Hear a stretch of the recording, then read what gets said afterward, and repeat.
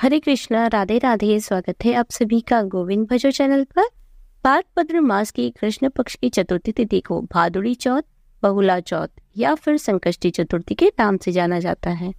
इस दिन चौथ माता का व्रत किया जाता है और कहानी सुनी जाती है।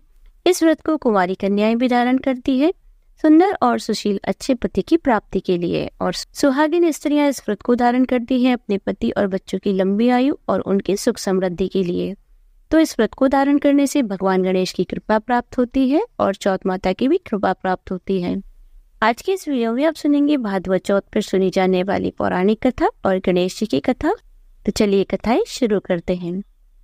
एक गांव में एक बुढ़िया माई रहती थी। उस बुढ़िया माई के ग्वालिया बचालिया नाम का एक बेटा था।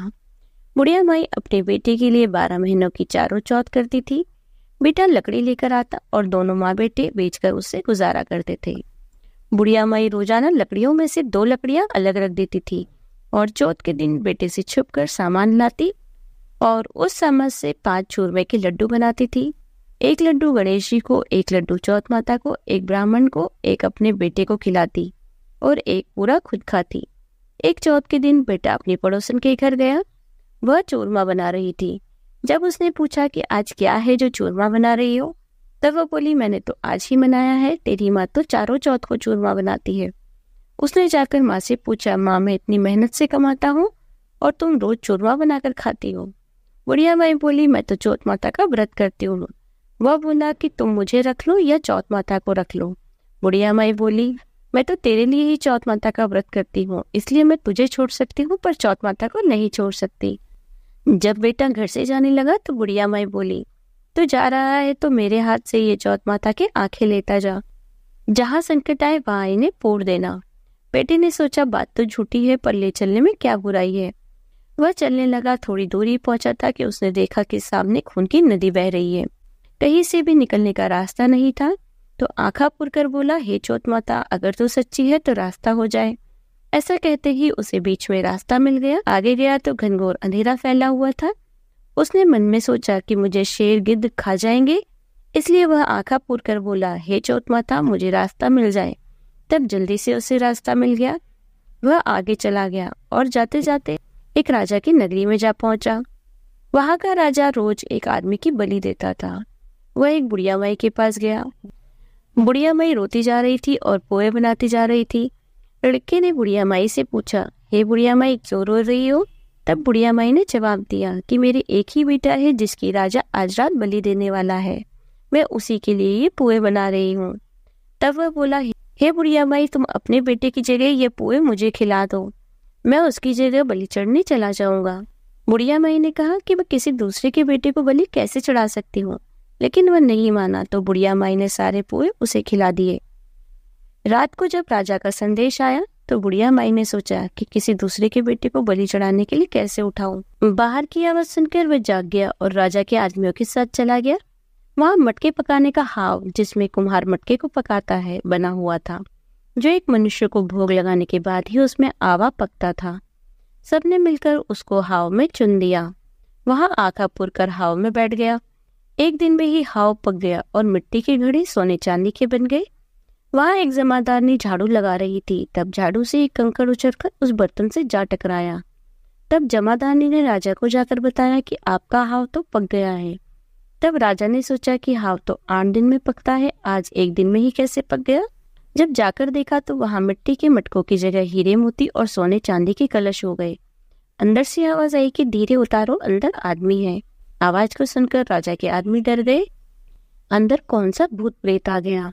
फिर वह बोला कि डरो मत, मैं वही आदमी हूँ जिसको तुमने अंदर चुना था। देखा तो अंदर हरे हरे जवारे उग रहे हैं। राजा ने पूछा कि तू अंदर जीवित कैसे बच गया। तब उसने बताया कि मेरी माँ चौथ का व्रत करती है।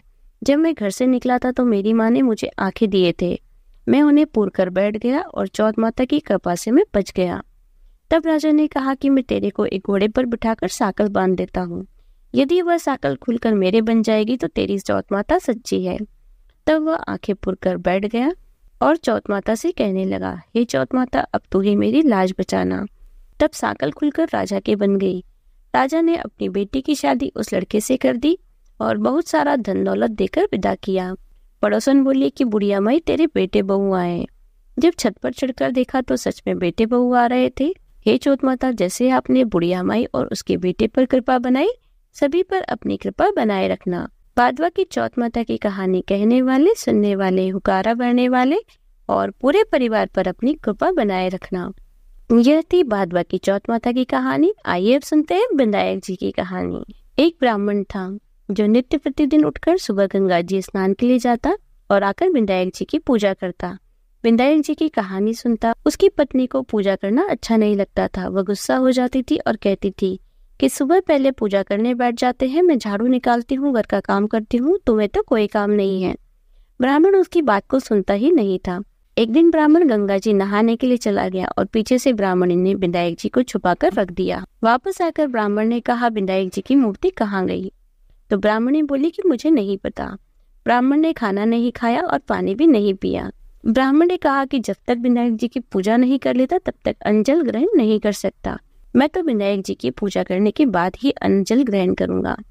ब्राह्मणी ने ब्राह्मण को बहुत समझाया कि खाना खा लूं, लेकिन उसने नहीं खाया। दोनों को लड़ते झगड़ते देखकर विनायक जी की मूर्ति हंसने लगी। तब ब्राह्मणी गुस्से में आकर बोली कि वह मूर्ति वहां रखी है। उसके बाद ब्राह्मण ने विनायक जी की पूजा की। तब अचानक ही विनायक जी की मूर्ति बोल उठी कि तुझे मेरी सेवा करते हुए बहुत दिन बीत गए, कुछ मांग। ब्राह्मण बोला कि अन्न मांगू, धन मांगू, जितना दुनिया में है सब सुख मांगू। तब विनायक जी ने सारा सुख, अन्न, धन सब ब्राह्मण को दिया। ब्राह्मणी को इतना अन्न मिलने से उसकी भी पूजा करने की श्रद्धा जाग उठी और उसने मंदिर में से मूर्ति घर में रखवाई। खूब प्रेम से पूजा करने लगी। हे विनायक जी महाराज, जैसा ब्राह्मण को सुख दिया वैसा सबको देना। विनायक जी की कहानी कहने वाले, विनायक जी की कहानी सुनने वाले, हुकारा भरने वाले पूरे परिवार को देना। तो बोलिए गजानन गणेश जी महाराज की जय। यह थी भादो मास की चौथ माता की और गणेश जी की कहानी। यदि आपको वीडियो पसंद आई हो तो वीडियो को लाइक कीजिए, ज्यादा से ज्यादा इसे शेयर कीजिए। यदि आप चैनल पर नए हैं तो चैनल को सब्सक्राइब कर लीजिए, बेल आइकन को प्रेस कर दीजिए, जिससे आने वाले नए वीडियोस की नोटिफिकेशन आपको तुरंत मिल जाए। मिलती हूँ आपसे अगले वीडियो में, तब तक बने रहिए गोविंद भजो चैनल पर। हरे कृष्ण, राधे राधे।